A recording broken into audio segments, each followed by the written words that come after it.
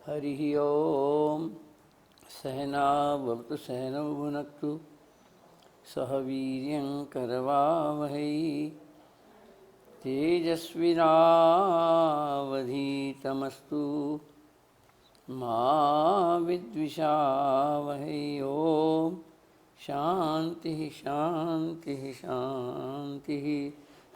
प्रसन्नतां यानगताभिषेकतः तथानमम्लेवनवासदुःखतः मुखाम्बुजश्रीरघुनन्दनस्य मे सदास्तु सा मञ्जुलमङ्गलप्रदा। वन्दं गुरुपदकञ्ज कृपासिन्धुनररूपहरि महामोहतमपुञ्ज जासु वचन रविकर निकर जासु वचन रविकर। श्री गुरु चरण सरोज रज निज मन मुकुर सुधार वरनौ रघुवर विमल यश योदायक फलचारि जोदायक फलचारि।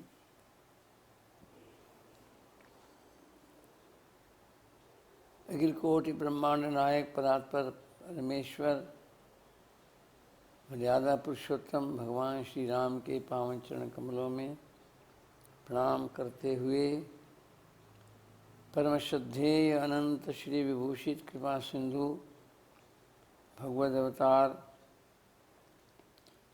कर्मयोग भक्ति योग ज्ञान योग के मूर्त स्वरूप पूज्य चरण युगल श्री सद्गुरुदेव भगवान के पावन श्री चरण कमलों में प्रणाम करते हुए समुपस्थित प्रिय बंधुओं,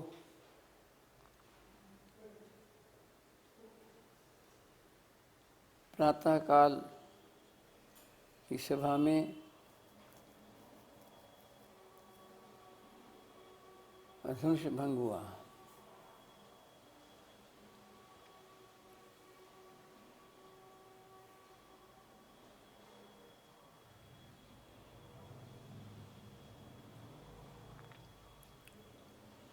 और जैसे ही धनुष भंग हुआ,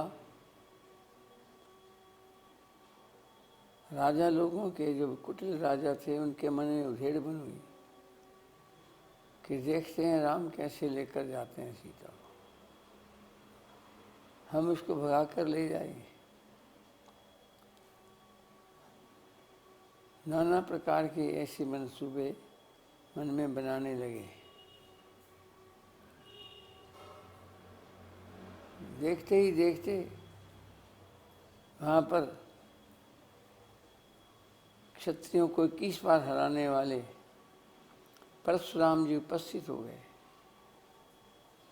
यह धनुष भगवान शंकर ने परशुराम को दिया था। जब परशुराम सहस्त्रबाहु के अत्याचारों से धरती को मुक्त कराने का संकल्प करते हैं और ऋषि कुल के होते हुए भी अपने पिताश्री के विचार के विरुद्ध स्वयं क्षत्रियों का, ऐसे दुष्ट राजाओं का संहार करने का संकल्प करते हैं और अपने हाथ से ही अस्त्र शस्त्र विद्या केवल देना नहीं अपितु स्वयं उसका प्रयोग करने का संकल्प करते हैं। तो उन्होंने उनको विद्या देने से इनकार कर दिया। तो ये उन्होंने अपने क्षेत्र से बहिष्कृत कर दिया। परशुराम सीधे भगवान शंकर को अपना गुरु बनाते। भगवान शंकर उसका शिष्यत्व स्वीकार करते हैं और उनके माध्यम से वो शस्त्र विद्या को ग्रहण करता है।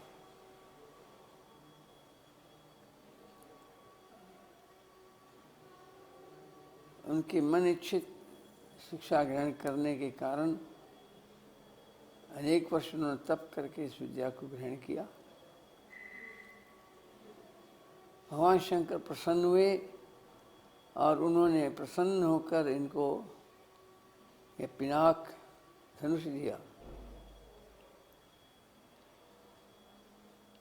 और उसी के साथ एक परसा दिया।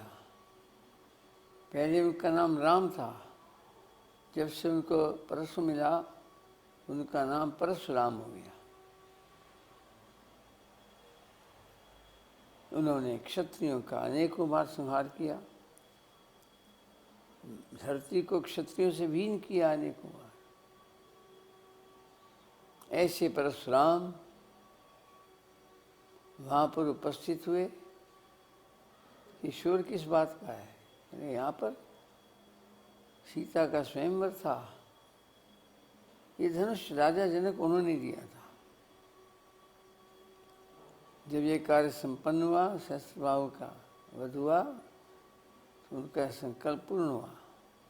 उन्होंने कहा ये धनुष प्रभु शंकर के पास लेकर उन्हें वापस करते थे, लेकिन शंकर ने कहा देखो मेरे दो भक्त हैं, उनमें से मेरे भक्त जनक राज को आप यह धनुष दे सकते हैं। उन्होंने जाकर के धनुष दिया था, यह बता करके कि यह शंकर जी का दिया हुआ धनुष है, आप शंकर भक्त हैं इसलिए आपको यह धनुष देता हूँ। और उन्होंने भगवान शंकर के धनुष के नाम पर विशेष गृह बनाया, मंदिर की तरह। उसमें उसकी स्थापना हुई, नित्य उसका पूजन होता था। सामान्य धनुष नहीं था। अब शंकर जी का धनुष जो मैंने दिया था, पता राजा ने प्रतिज्ञा की थी धनुष तोड़ा है, तो बस उनका रोष देखने वाला था। शंकर जी के धनुष को किसने तोड़ा है मुझे बताया जाए। अब उनके रोष को देखकर सब राजा थर थर कांप रहे थे, कि वो जानते थे क्षत्रियों के परम विद्रोही हैं, शत्रु हैं, और हम परशुराम को जीत नहीं सकते। सब थर थर कांप रहे थे, सब चुप हो गए। फिर उन्होंने पूछा कौन है? तो लखनलाल का रोष भी बढ़ा, आखिर शीशावतार है। ये इतने धनुष हम लोगों ने जीवन में तोड़े, कभी कोई क्रोध नहीं हुआ, आज इस धनुष के तोड़ने पर क्रोध हो गया। आमना सामना होकर के गर्मी गर्मी करते बहुत जवाब सवाल हुए। अंत में राम भगवान ने इशारा किया, लखनलाल चुप हुए। राम स्वयं विनम्रता पूर्वक आगे बढ़े। राम का यही शील तो अनुकरणीय है। और आगे हाथ जोड़कर खड़े हुए। हुई है कोई एक दास तुम्हारा, अपने लिए इशारा किया, ये दास खड़ा है जिसने धनुष तोड़ा है। उनमें भी वार्तालाप हुई। अंत में परशुराम भगवान राम के जो हर क्षण जो मृदुल वचन श्रवण किए, सुनि मृदुम गूढ़ वचन रघुपति के, उगरे नयन सुधर मति के।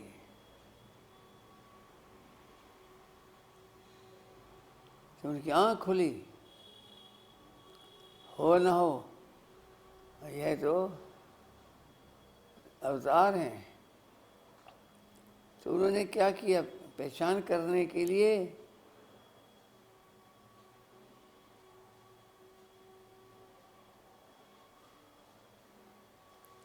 राम रमापति कर धनु लेहू, धनुष दिया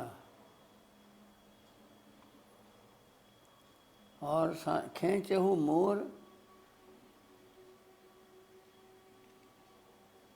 मिटे संदेह। लो मेरे इस धनुष को लो, इसकी प्रत्यंचा को खींचो। और उस प्रत्यंचा को हर व्यक्ति नहीं खींच सकता था, जिससे मेरा संदेह दूर हो जाए। आप अवतार हैं कि नहीं, ये मन में भाव रखा।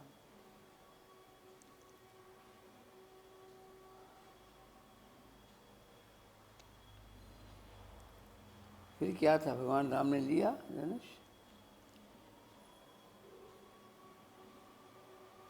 ये तो चाप आप ही चले गए हो। परशुराम मन विस्मय भयो।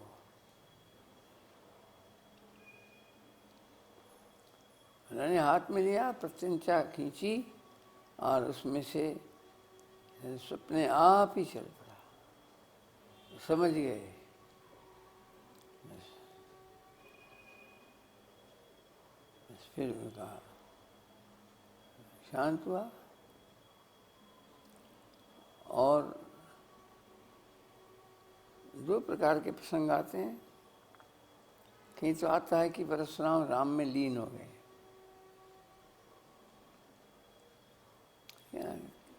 और कहीं ऐसा प्रसंग आता है कि परशुराम बस वहाँ से अज्ञात स्थल की ओर चल पड़े। उसके बाद परशुराम का और कोई चरित्र सामने नहीं आता। उनकी जीवन लीला यहीं तक देखने को मिलती है, सुनने को मिलती है। अस्तु, जो भी है वैसा स्वीकार करते हैं। कल्प भेद से कथा में अंतर हो जाता है, इसलिए उस पर संदेह करने की गुंजाइश नहीं है। जो भी है ठीक है। बस फिर क्या था, फिर तो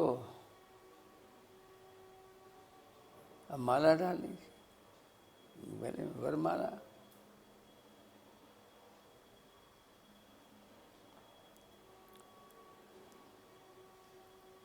सीता जी सखियों से वरमाला लेकर आगे बढ़ी।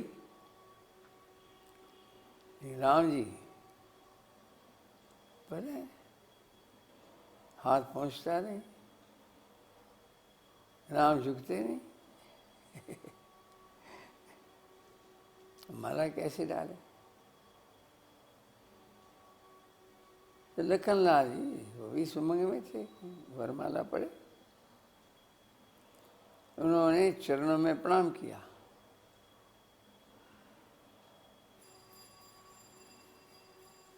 राम का जय घोष किया। अब चरणों में प्रणाम किया प्रभु श्री राम। देखो, बड़ों को झुकाने का एक मात्र तरीका है कि छोटे बड़ों के आगे झुक जाएं। यहाँ पर हमको ये शिक्षा ग्रहण करनी है, छोटे बड़े में अगर ठन जाए तो छोटा बड़े को नहीं झुका सकता, बड़ा छोटे को नहीं झुका सकता।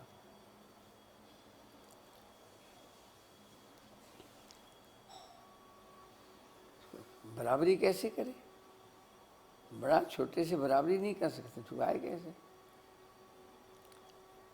लेकिन छोटा जो है वो बड़ों के चरणों में गिर पड़े, झुक जाए।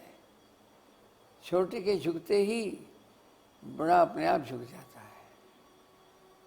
तो अभिप्राय ये हुआ कि बड़ों को प्रसन्न करने का तरीका, उनसे कोई अपनी बात मनवाने उसका तरीका बराबरी करके नहीं है, अभी तो उनके चरणों में झुक करके है। छोटों का मन बड़े रख ले। ठीक इसी प्रकार का एक प्रसंग रामायण में और भी आता है, जब अयोध्यावासियों के सहित श्री भरतलाल राम जी को मनाने के लिए चित्रकूट पहुंचते हैं। सभा होती है। महाराजा जनक ज्ञानी को आने पर सभा उधर डाइवर्ट हो गई। अब ये आ रहे हैं, ये निर्णय देंगे, अब बात बनेगी, राम को समझाएंगे। लेकिन वो तो ज्ञानी है, समय जब उन्होंने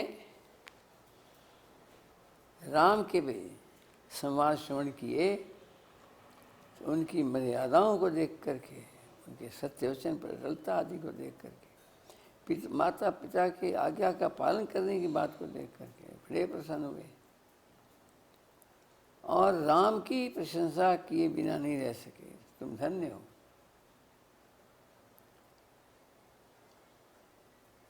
और जब भरतलाल की बात सुनी तो भरतलाल की भी महिमा गाई कि तुम्हारी जो राम के चरणों में प्रीति है वास्तव में अनुपम है।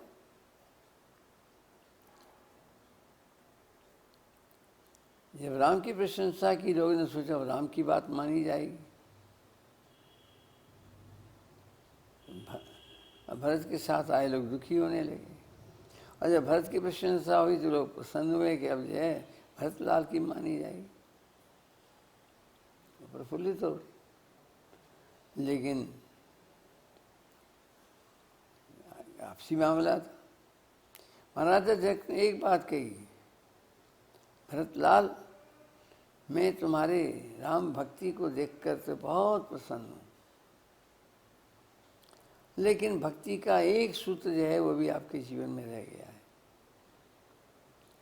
कभी भी सेवक अपनी इच्छा नहीं चलाता, स्वामी की इच्छा पर चलता है।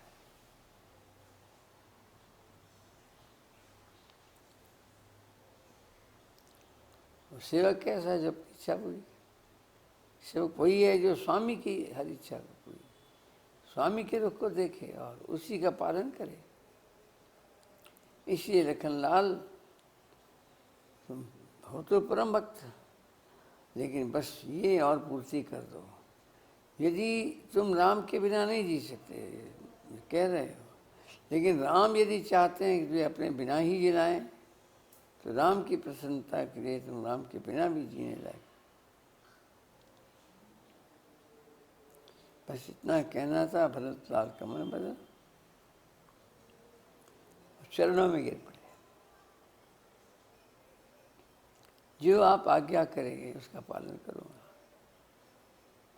राम प्रसन्न हुए, कहा देखो भाई, पिताश्री के वचन का स्मरण करते हुए, मातुश्री का वचन स्मरण करते हुए और साथ में परिवार के अंदर माताओं के विवाद को समाप्त करने के लिए मैं स्वेच्छा से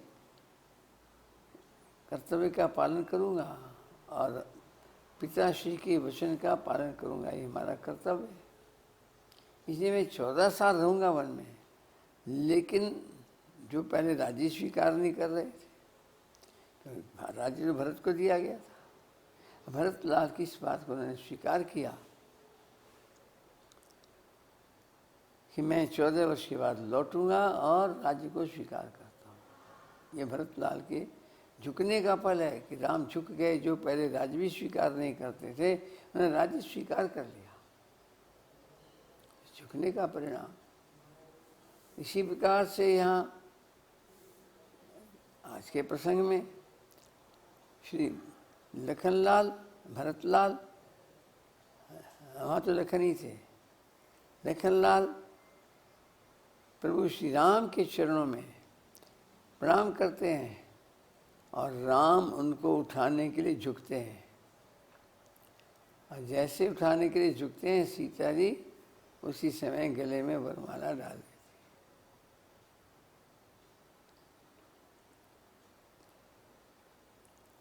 देवता फूल बरसाते हैं आकाश मार्ग से, श्रुति का। अब महाराजा जनक के द्वारा ब्राह्मण के माध्यम से, दूत के माध्यम से समाचार भेजा गया अयोध्या जी में।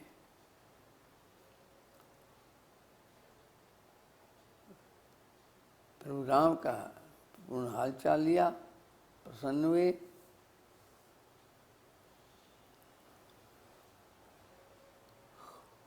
और जो पत्रिका भेजी थी, लगन पत्रिका, उसको पाकर के प्रफुल्लित हुए।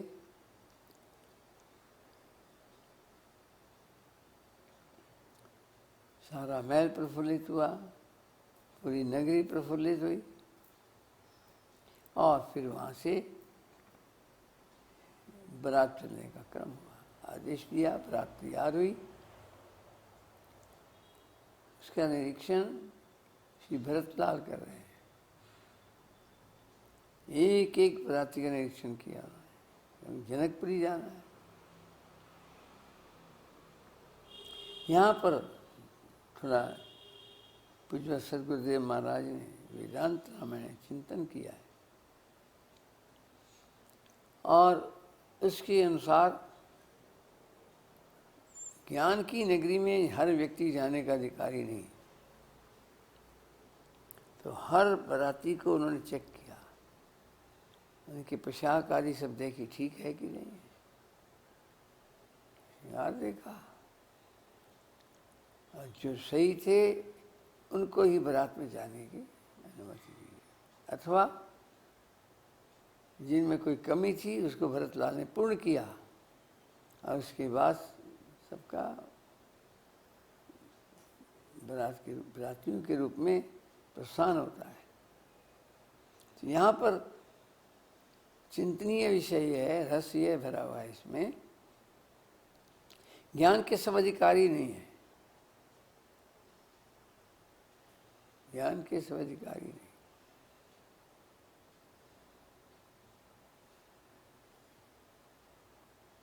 उस परम तत्व भी वही है, उससे मिलने के सब अधिकारी नहीं है उनको पाने।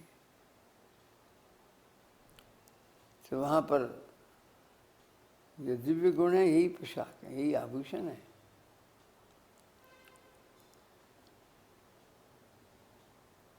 ये उन दिव्य आभूषणों से, दिव्य गुणों से, दैवी संपत्ति से संपन्न होगा, वही इसका अधिकारी है। श्रीमद् भगवद गीता के 13वें अध्याय में क्षेत्रज्ञ का चिंतन किया गया। क्षेत्रज्ञम चापि माम विद्धि सर्वक्षेत्रेषु भारत। मानव शरीर ये क्षेत्र है, खेत है, कर्म की बीज इसी में बोए जा सकते हैं, उसी का फल फिर पाते हैं, उसी फसल को ही काटते हैं। और जो इसके बीच में रहने वाली जो आत्मा है वो क्षेत्रज्ञ है। तो जब क्षेत्र की चर्चा की तो भगवान ने सीधे सीधे कर दी, और जब क्षेत्रज्ञ की चर्चा करने का नंबर आया तो उन्होंने वो पहले नहीं प्रारंभ किया, एकदम से क्षेत्रज्ञ का दर्शन नहीं कराया। वहाँ पर पहले दैवी संपत्ति शुरू कर दी।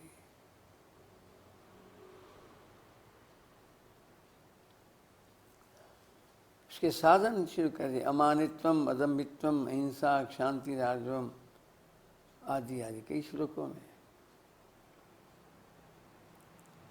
दैवी संपत्ति को पाने के लिए, उस क्षेत्रज्ञ को पाने के लिए, उस आत्म तत्व को पाने के लिए पहले अमानिता हो, अदम्भिता हो आदि जो ये गुण यहाँ सुनाए गए हैं, दैवी संपत्तियाँ, वो सब पहले होनी चाहिए।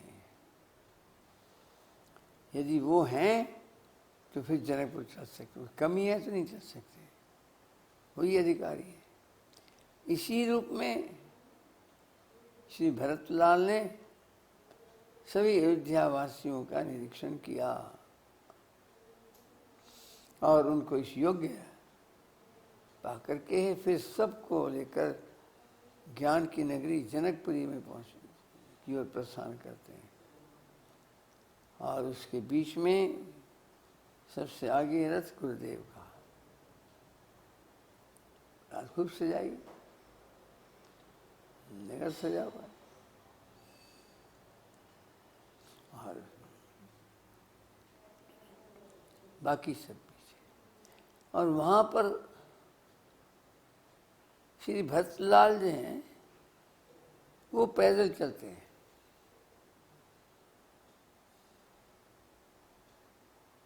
वो पैदल चलते, भगवान से मिलने का, ज्ञान के क्षेत्र में जाने का यही स्वरूप है।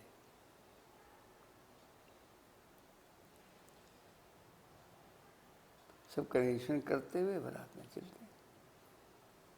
बारात पहुंचती है, उसका स्वागत होता है।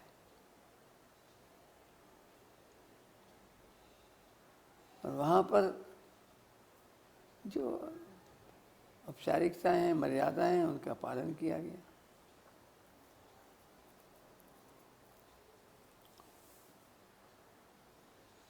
विधि विधान से विवाह होने लगा। संयोग से उस राज परिवार में 3 कन्याएं और थीं जो विवाह की योग्य थीं, सभी गुण संपन्ना थी। तो बारात तो राम जी की आई और दूल्हे 4 हो गए।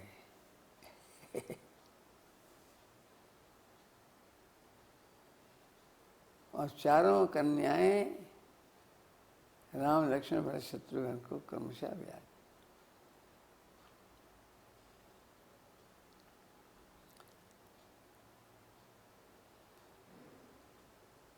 सबने हर्ष मनाया। वहाँ के प्रसंग हैं लेकिन उनकी अधिक चर्चा की आवश्यकता नहीं। बड़ा मान सम्मान किया बारातियों का।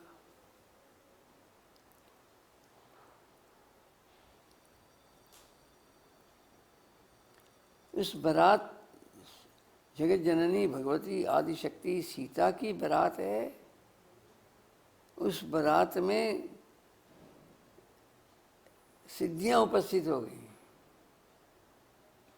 और सब ऐसे वहाँ पर सेवा हुई। अब रिद्धियाँ सिद्धियाँ खूब सेवा कर रही हैं जिसका शब्द में वर्णन नहीं किया जा सकता।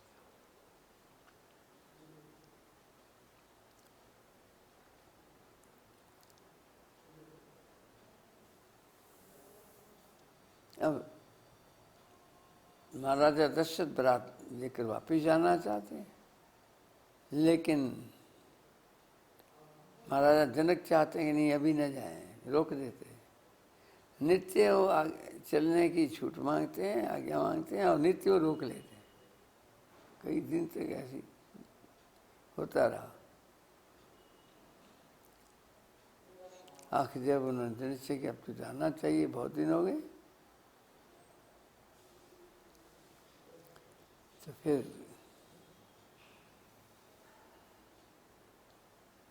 देव शतानंद विश्वामित्र आदि ने महाराजा जनक को समझाया। वो अभी भी नहीं चाहते थे कि जाए बारात, और उनके द्वारा समझाए जाने पर उन्होंने स्वीकार किया। अब चलने से पूर्व सीता जी को शिक्षा दी गई, आशीर्वाद दिया गया।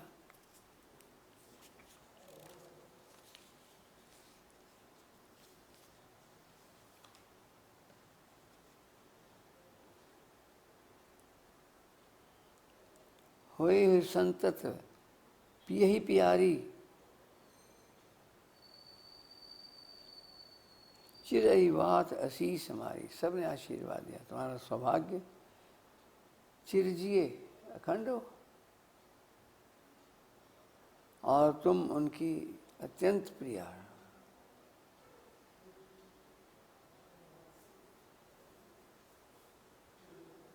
सदा उनको प्यारी।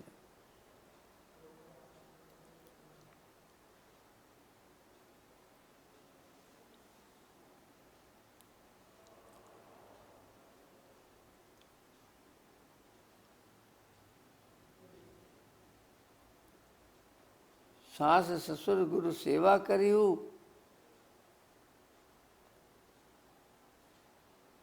शिक्षा दे रही है। जाओ जितना बन सके, सासू की, सासू माँ की, ससुर जी की, गुरुदेव की खूब सेवा करो, खूब सेवा करो।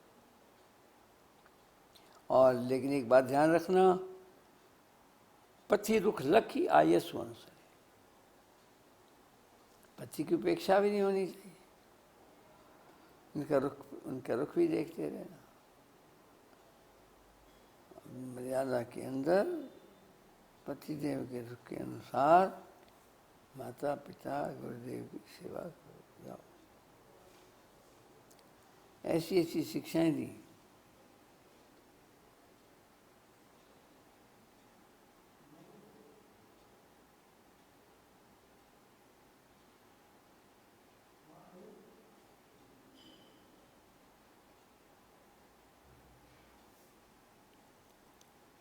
अति स्नेह बस सखी सयानी, जो सयानी सखी थी ना, बड़ी थी, उन्होंने से भी रहा नहीं गया। नारी धर्म सिखावे मृदु पानी, मधुर वाणी से उसको नारी धर्म का उपदेश दिया। पातिव्रत्य धर्म, और यहाँ पर अनुसुईया के द्वारा भी बाद में सीता को नारी धर्म की शिक्षा मिलती है। वो अवलोकनीय है। इस प्रकार से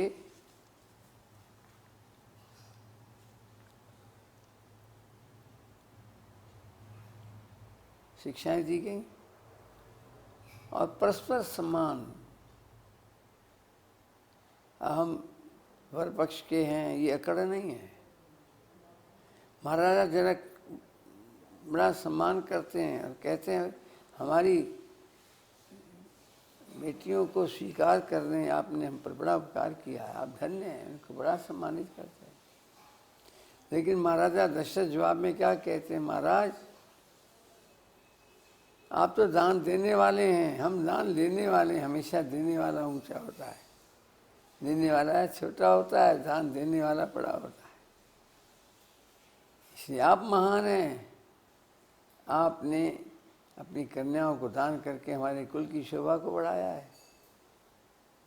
एक दूसरे का सम्मान करते हैं।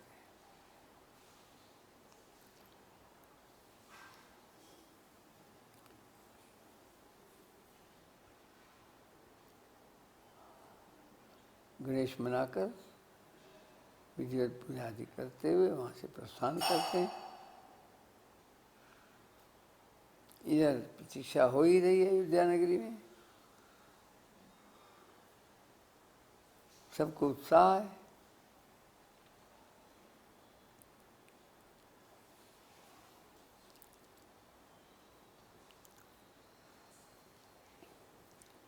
पूजा आदि करते हुए विधि विधान से प्रवेश किया गया।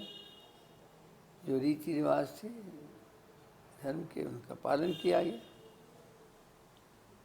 और वहीं पर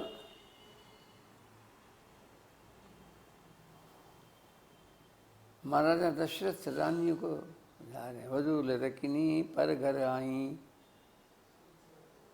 राखो नैन पलक की न्याई।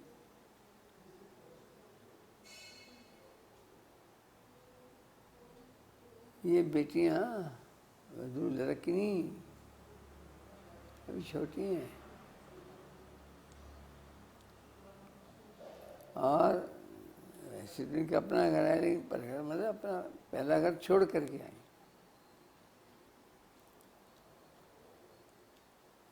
तो इनको कैसे रखना, आंखें नैन पलक की नहीं आई। किसी प्रकार का कष्ट न हो।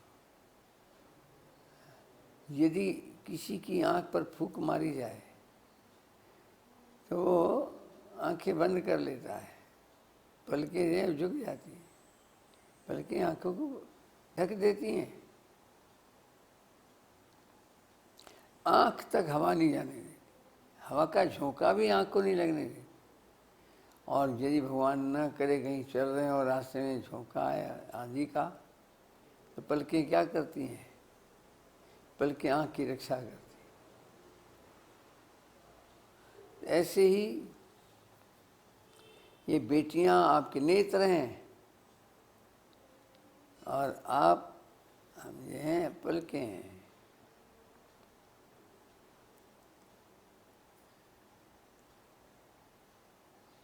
माता पिता को पलकों का काम करना चाहिए, इतना संरक्षण दे बढ़िया कि उन पर किसी प्रकार की कोई आँच ना आने पाए, कोई कष्ट ना हो, इतना ध्यान रखें। ऐसी मति देते हैं।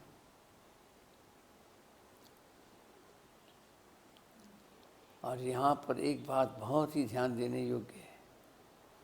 सुहाग रात, पहली रात्रि में पति पत्नी जब अकेले रहते हैं उस समय परस्पर संवाद होते हैं, और उस समय पत्नी को जैसा बताते हैं कुछ विशेष भेंट दी जाती है। प्रभु श्री राम ने कहा सीते, हे जनक नंदिनी, मैं आज की सुहाग रात में आपको उपहार भेंट करता हूं। क्या उपहार दिया? कहते हैं देखो हमारे राजवंश में अनेक विवाह की प्रथा है, और ये राजवंशों में स्वाभाविक भी है। अगर देश के अंदर कन्याएं अधिक हों और पुत्र कम हो, तो हमारी भारतीय संस्कृति के अनुसार एक पतिव्रत होता है, एक पत्नी व्रत होता है। तो बाकी कन्याएं कहाँ जाएं, किसके आश्रित रहें? उनके लिए तो मर्यादा यही है कि बचपन में माता पिता के संरक्षण में रहें, विवाह होने के बाद पति के संरक्षण में रहें। भगवान ना करे, ये शक्ति उपाय का संरक्षण आवश्यक है।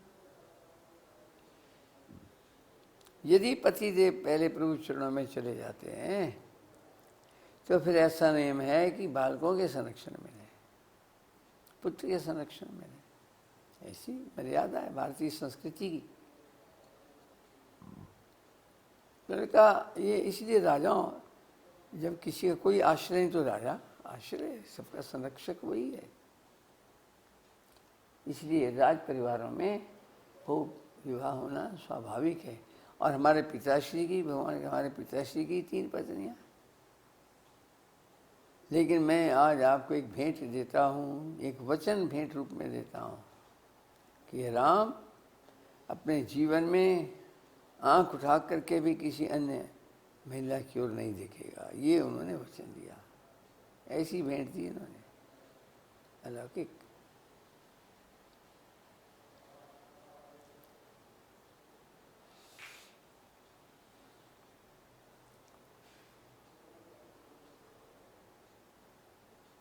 इस प्रकार से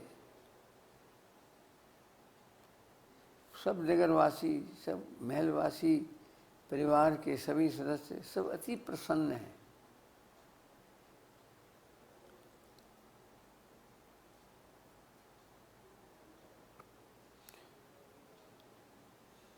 आए ब्याह राम जब तब ते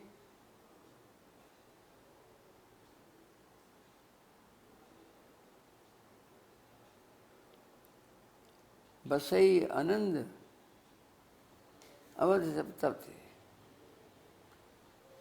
जब से राम ब्याह करके घर आए हैं तब से पूरे अवध में और हर प्रकार से आनंद मंगल है।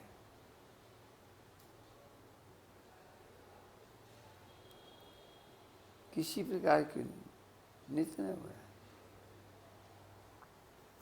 अब बड़े अच्छे ढंग से चल रहा है। इसी के साथ यहाँ पर स्मरण किया गया है गोस्वामी तुलसीदास जी महाराज ने कि भगवान राम का विवाह सामान्य विवाह नहीं है। और गहराई से देखें, हम लोग भी चिंतन करें तो ये जीव रूपी पत्नी जो जन्म जन्मांतर से बिछड़ी हुई है पतिदेव से, परमात्मा से, उस परमात्मा से मिलन ही जो है ये विवाह का प्रसंग है। ये दो आत्माएं ऐसे नहीं मिलती हैं, इनका जन्म जन्मांतर से संबंध होता है। स्मरण कर लें सती नहीं कहा कि, और यहाँ भी अगर थोड़ा गहराई से चिंतन करें तो भगवान राम विष्णु के अवतार हैं और जगत जननी भगवती सीता वो लक्ष्मी का अवतार है।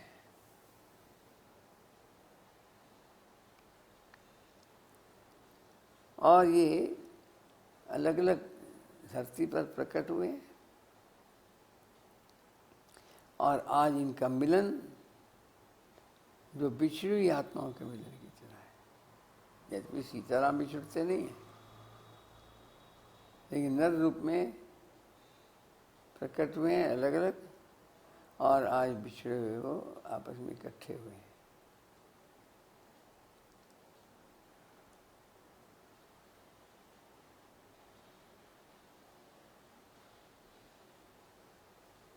ये जीवात्मा का परमात्मा का मिलन है। और हमारे यहाँ मान्यता भी है कि पति देव में परमात्मा का दर्शन करना चाहिए और धर्मपत्नी में लक्ष्मी का दर्शन करना चाहिए। जिस परिवार के अंदर जो गृहस्थ आश्रमी अपने पति देव में हर परिस्थिति में नारायण भाव रख करके सेवा करते हैं। सती अनुसुईया ने भी कहा, यद्यपि नारी सहज अपावन है, लेकिन अपने पति देव में ईश बुद्धि रख करके उनकी अर्चा पूजा सेवा भावना से करते हुए वो उन्हीं के माध्यम से ही परमात्मा को पा लेती है।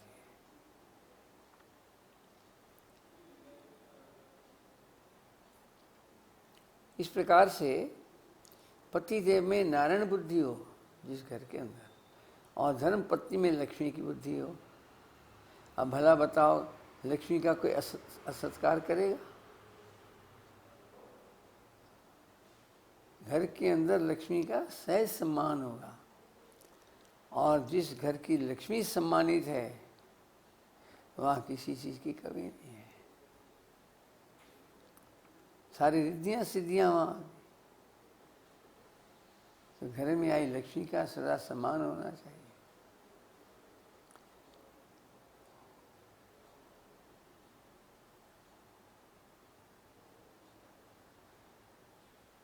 और इसी प्रकार से घर में आने वाली लक्ष्मी अपने पति देव में परमेश्वर का दर्शन करते हुए उन्हीं के माध्यम से परमात्मा की सेवा करे, अर्चा करे, पूजा करे। हमारा एक भाव है मन का कि यदि एक पत्थर की मूर्ति में हम भगवान की पूजा करके प्रभु को पा सकते हैं, अपने मन को शुद्ध कर सकते हैं, अपनी मनोकामनाएं पूर्ण कर सकते हैं, सब कुछ कर सकते हैं, तो साक्षात जीते जागते बोलते चालते जो परमेश्वर पति हैं उनकी सेवा अर्चा पूजा करे, क्या नहीं पा सकते? उन्हीं में ही परमात्मा का दर्शन हो, उन्हीं की अर्चा हो, पूजा हो। जो सेवा करें वो उनकी पूजा, ऐसा मानकर करें हम भगवान की सेवा कर रहे हैं।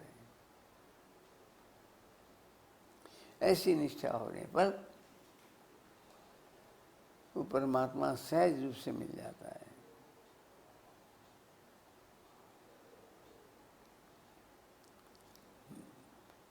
जीव अपने लक्ष्य को प्राप्त कर लेता है। तो ये विवाह जीवात्मा परमात्मा का मिलन है।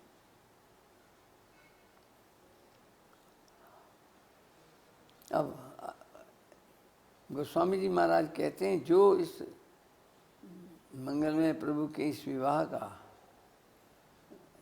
की लीला को पढ़ता है, सुनता है श्रद्धा विश्वास के साथ, उसकी निश्चित रूप से भगवान के चरणों में रति होती है, भक्ति मिलती है और किसी चीज़ की कमी भी नहीं रहती। भक्ति आ गई तो सब कुछ आ गया। भगवान का तो वचन है, प्रेमी का मैं ऋणी हूँ। अपने भक्त का प्रेमी का मैं ऋणी हूँ, यही हमारा असूल। क्या न दे दूँ उसको, सब कुछ देने के बाद भी ऋण रहता है, जैसे कुछ और देना बाकी रह गया।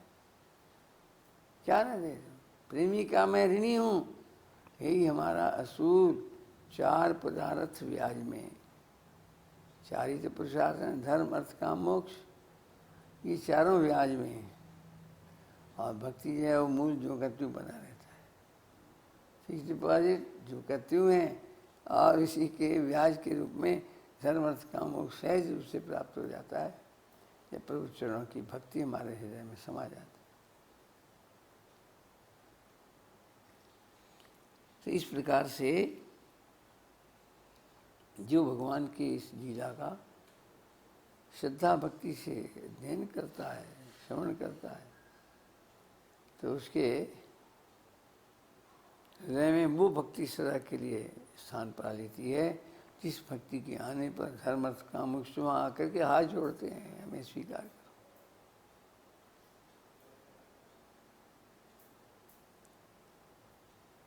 अयोध्या कांड यही बाल कांड यही संपन्न होता है।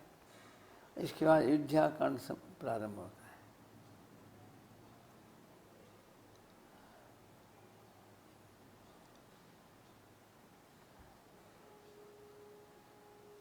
अब उसकी चर्चा हम आगामी सभा में करेंगे।